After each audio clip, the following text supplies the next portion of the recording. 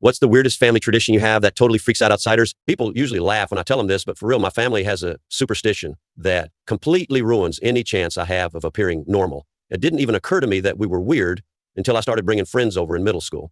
I grew up in this creaky old colonial house that my grandparents bought in the late 60s. It had narrow staircases, uneven floors, and these weirdly shaped little rooms that my parents said gave the house character. I just thought it was cool until I realized the house wasn't the strangest part about my childhood. In my family, whenever someone says something positive or hopeful, we immediately have to knock on wood.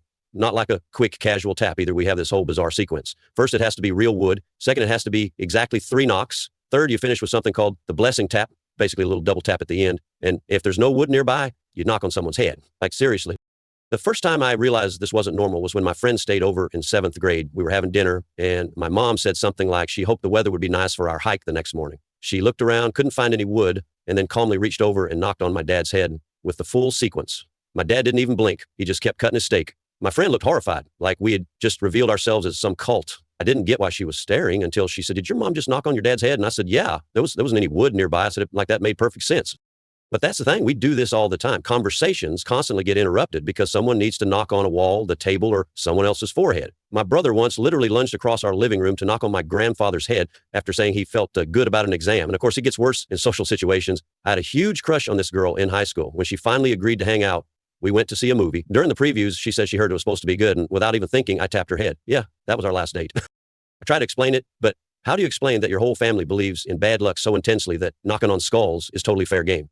She was nice about it, but I knew I'd lost her. After that, I made an effort to hide it. In college, I wore a wooden bracelet at all times just so I'd have something safe to knock on. My roommate still thought it was a little strange, but at least I wasn't reaching for their temples anymore. But the worst incident, that happened last year. My cousin got married, and I brought my girlfriend at the time. Her name was Mike. We'd been together a few months. Things were getting serious. I warned her about the knocking thing. She thought it was quirky.